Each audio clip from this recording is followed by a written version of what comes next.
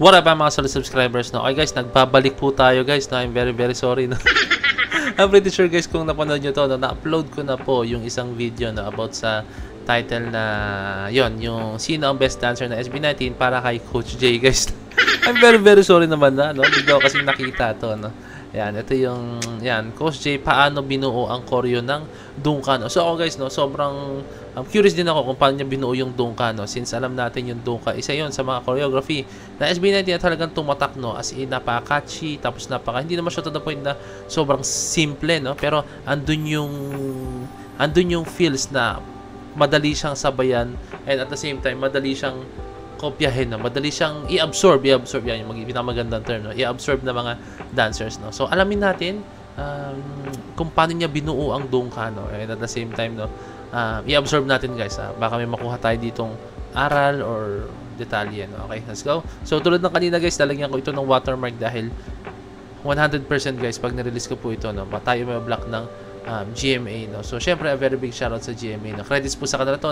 Tayo po ay nakikinood lang po sa kanilang video, no? Okay, tayo po ay nagbibigay lang ng informative ng opinions, no? Okay. Ayun talaga kasi I am honored that you're here on the show. Pag pinag-uusapan ng Gento, Dan, Dungka, ang pangalan na nasa likod niyan ay ikaw. Okay. Nakatayo talaga kasi sasabak na sana ako. Pero ito ang gusto kong katanungan.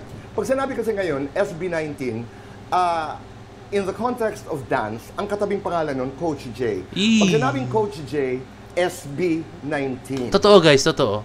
Alam mo yun, although na guys, gumawa na po talaga ng tatak si Coach J sa dance community dito sa Pinas guys. As in, guys, kahit sinong dancer dito sa buong Pilipinas guys, tanongin nyo kung sino si Coach J.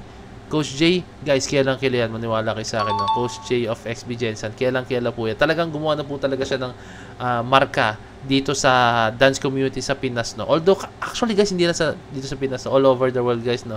Sa WSB World Supremacy Battleground sa Australia and sa Switzerland. Kulang na lang nga guys. Lumaban sila sa World of Dance guys. No? Sa LA. No? Pero syempre, kailangan ni Coach J mag-switch sa ganitong klaseng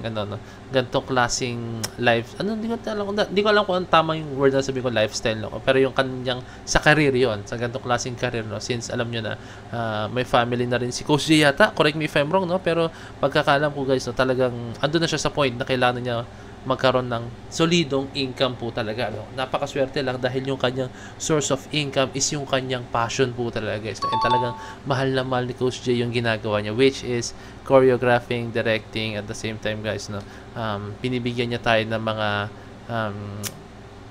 yung mga words ni Lord guys, no? Okay?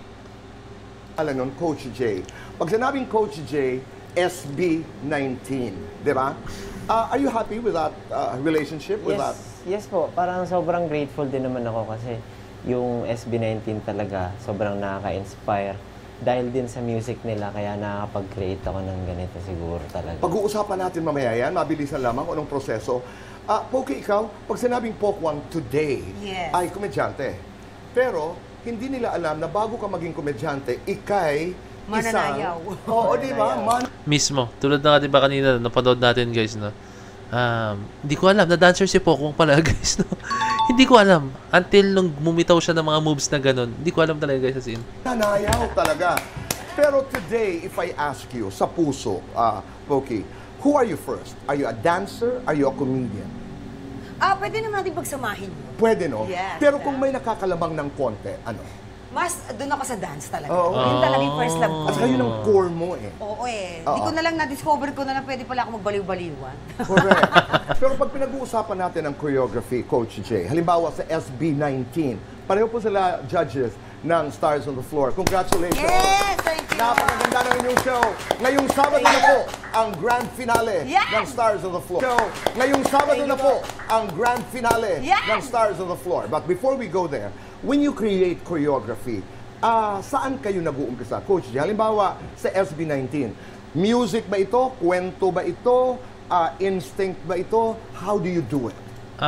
Tingin ko guys, ang sasabihin, okay for me pag ako gumagawa ng choreography, kailangan ko munang malaman yung feels ng kanta, kailangan ko muna malaman yung meaning ng kanta, kung paano siya binuo, no? Hindi kasi ako makabuo ng choreography kung hindi ko alam yung storya ng kanta, no? Kasi mahirap gumawa ng choreography, tandaan nyo guys, na hindi mo alam yung ginagawang mong yung kwento, no? Kasi ano kung yung ginawa mong choreography is puro more on jazz, contemporary, ballet, or malungkot na vibe, no? Tapos yung kanta pala is masaya pala guys, no?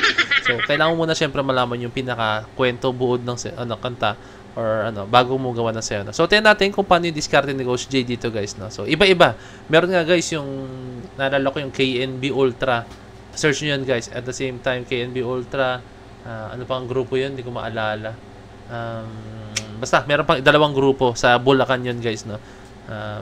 Gumagawa sila ng sayaw muna sila bago gumawa ng choreography. Ganun sila guys, ganun sila kasolid, no? Which is baliktad, no?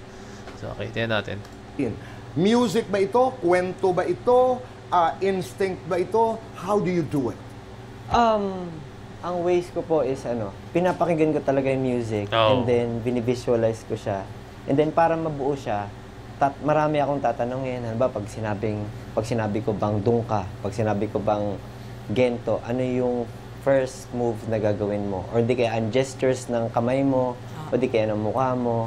Like, tinatanong ko yun kasi... Sino ang tinatanong mo? Pablo. Lahat sila, SB19, even the dancers, the W3, kahit sinong makasalubong ko sa... Galing. So, collaborative. Oo, collaborative talaga si Coach J, no? Di ba, kasi isa pa sa mahirap dyan, hindi naman sa mahirap, pero kailangan mong take note dyan, guys, no? Si Coach J, hindi siya sumasayaw para bumubuo ng sayaw para sa sarili niya, no? Bumubuo siya ng sayaw para sa SB19, no? Isang international group po talaga, no? All over the world, no? Kaya hindi siya pwedeng gumawa ng isang decision na walang approval, syempre, ng W3. Oh, siguro. Oh, okay, sige. I think W3 dancers din. Pero for me, ng SB19 mismo, guys. So, naalala nyo nga, di ba, meron sinabi si Pablo na, Coach J, yung sayaw ba natin matatandaan ng mga tao, no? So, magbabato lang sila ng ideas, pero at the end of the day, si Coach J pa rin ang bubuo ng sayaw po talaga, no? So, ganito yung ginagawang atake ni Coach J, no? Kasi, I think kaya nagustuhan ng SB19 si Coach J. Kasi si Coach J, talagang nangihingi siya ng ideas, nangihingi siya ng mga bagay na pwedeng ilagay sa choreography, no? Kasi guys, sabihin ko sa inyo, no? Ayoko na lang magbanggit ng mga pangalan, guys, no? Merong mga choreographer na kung ano yung gusto nila, yun lang. Like, kunyari, tiwala ka lang, ako bahala rito, ito yung gagawin natin, no? Okay, sige, doon tayo sa diskarte mo, pero kailangan makinig ka pa rin sa kung ano sabihin nila, no? Like, sige, pakinggan mo, pero kung halimbawang hindi siya talaga akma, tingin mong hindi maganda, okay, goods, pero alam mo yun, pakinggan mo pa rin sila, no? So, ang ginagawa ni Coach J, nakikinig siya, nanghihingi siya ng suggestions or kung ano man, no? Which is a very good thing, no? So, I think, kaya, hindi na ako magtataka kung bakit sobrang siya ang pinakamatagal na choreographer ng SB19 po, no? Gumawa. Halimbawa, take me back to the time when you were doing choreography for, let's say, Dungka. So, kinausap mo yung SB19, ang mga taong importante sa iyo, W13. W3. Bakit ba ako napunta sa 13?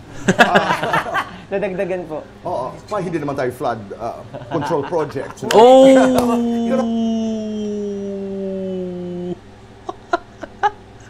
Tamang segue si Boy Abunda doon, guys. Sabi kasi ni Boy Abunda,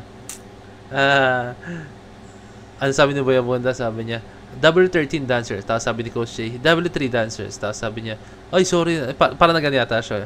Ba't dagdagan? Hindi naman tayo flood control projects. Boom! Burn! Let's go! Gusto ko yun, Tito Boy. Gusto ko yun. W13. W3. Bakit ba ako napunta sa 13? Nadagdagan po. Oo. Hindi naman tayo flood control projects, no? Pero halimbawa, yung ganyan mausapin, do you remember the step na na-inspire ka doon sa inyong pag-uusap? Like, siguro, yung pag sinabing, doon ka. Doon ka. Ang ibig sabihin noon ay doon? Yeah. Okay. Doon ka. Yes, Okay.